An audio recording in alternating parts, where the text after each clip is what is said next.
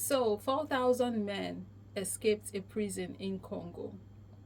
But their first thought, their first instinct was not to run away with the speed of light so they can go grab sweet freedom with both hands and feet, but to go into the female prison and go arrowward 150 women.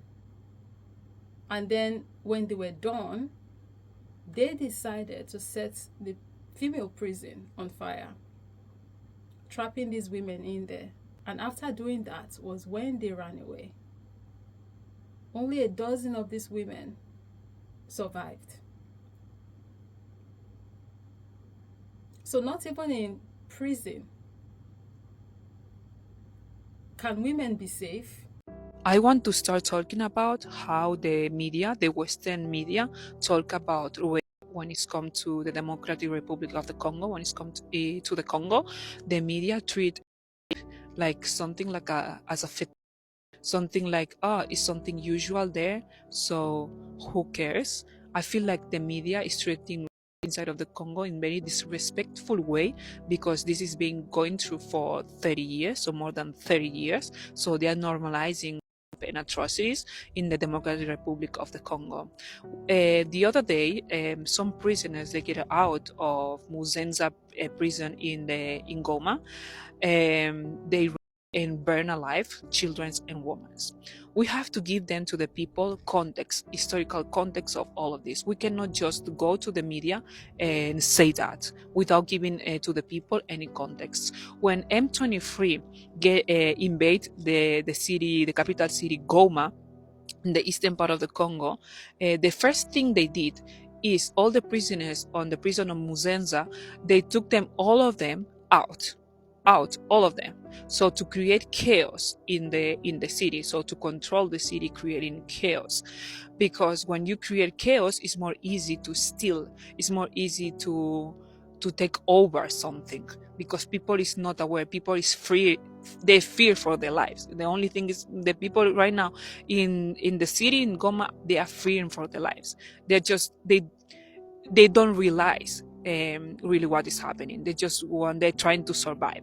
So we have to understand too, M23 is not a group of 5-10 people. M23 is a group of at least 20, 30, 40,000 people, ground as men, military trained by Israel government or European governments. We have to understand that. So the first thing they did when they invade the city is open the prison of Muzenza to create chaos. So we have to give them, the people, the context of that. We cannot just throw this on the news like, they burn women alive in the Democratic Republic of Congo. You have to explain them who did that.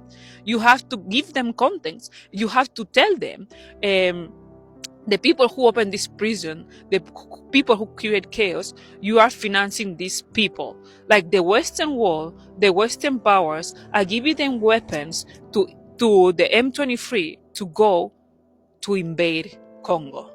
Rwanda and the Western powers are giving them weapons to M23, okay, to go to invade Congo. M23 are trained by the Israeli government. So they're not going to explain to you in the news. Of course not. Definitely not. They will not explain to you. They're just going to say to you, in the Democratic Republic of the Congo, they're women, without giving you any type of context. Who is these women? And we have to understand, is a way to take the land.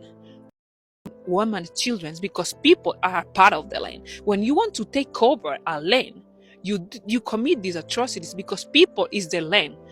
Congolese people is Congolese land, is Congolese food, is Congolese animals, is everything about the land. When you women, when you children, you men, the indigenous people who lives there, is a way to take over the land, because the people is the land. So it's a way to take over of the land. Stop normalizing the rape of the Congolese children, Congolese women, Congolese men in the news, in the Western news. We have to stop normalizing that. It's not normal. It's not normal. is not normal. Committing atrocities, burning people alive, children's alive, is not normal. And we have to understand Congo is a country full of children. 60% of the population in Congo are children between 0 and 18 years old. So this is a genocide against children. This is a genocide against children. It's not a genocide against adults.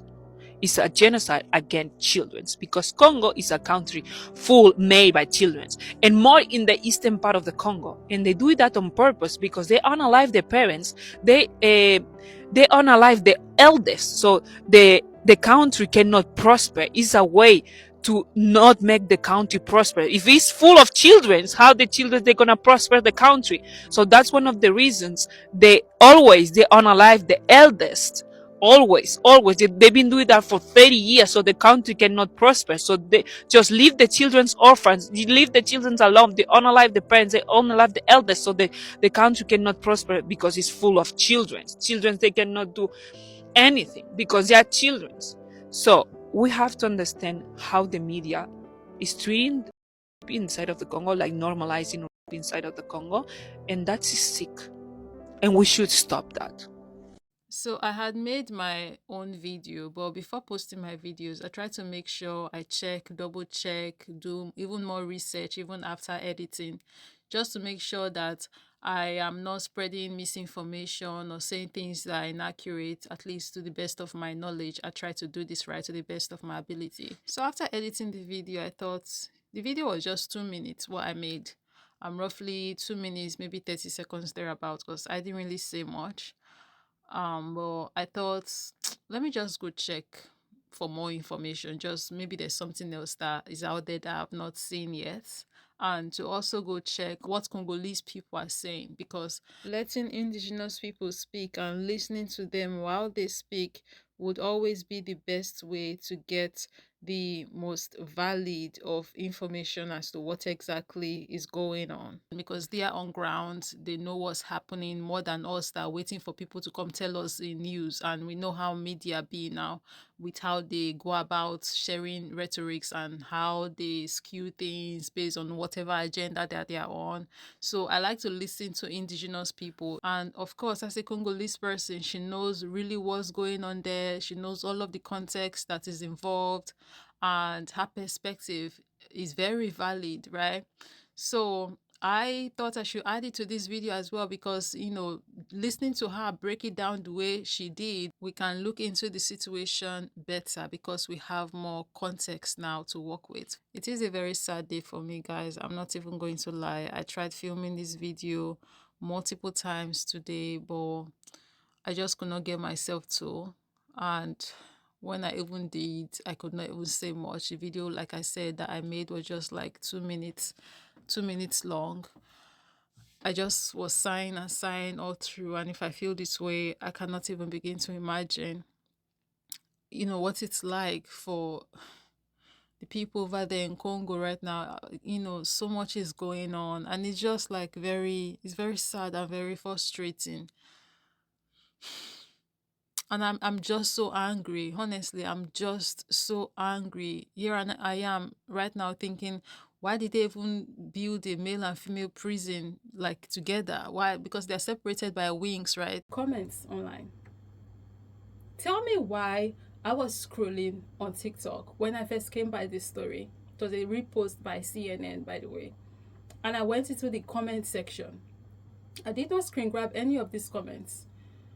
And I don't even think I want to go back to look for them to put it up. But tell me why I read a comment that said something in the lines of, paraphrasing here, a guy said this, trying to justify the actions of this man. He said, well, they've been there for a while. They are men. It's been a while that they did it, so that's the justification this person made. I also saw another comment that said, body not be firewood. Like, I'm so freaking done with humanity. I know that some people will seize this as an opportunity to be rich, that men particularly will come to the comment section of this video and say, well, that's what those men do, but that's not what men like me do. And I'm asking you as a woman and a former humanitarian aid worker, not to do that. And I am talking about this only because I think that I do the women who have been unalived a great disservice if I don't raise awareness of what has happened. As a woman and former humanitarian aid worker, I know for a fact that if society were to break down here, there are many, many men who would seize their opportunity to do similar things, particularly to women who are incarcerated and can't get away. So I'm asking you, if you're a man, not to other yourself and pretend that you are not part of a demographic who would participate in the exact same actions given the opportunity. It is a weapon of war. It always has been and it always will be. When there is war, men and women and children are the biggest victims of this. Please do not kid yourself that YT men do not engage in acts of when they are at war. As a former humanitarian aid worker, I can tell you that I had an extremely uncomfortable conversation once with a colleague of mine who was from Iraq about the number of mixed-race babies that were in her village. They were conceived when American and British YT soldiers the women and girls there. So please do not kid yourself that this has anything to do with race. When there is opportunity, there are men out there who will and will unalive women.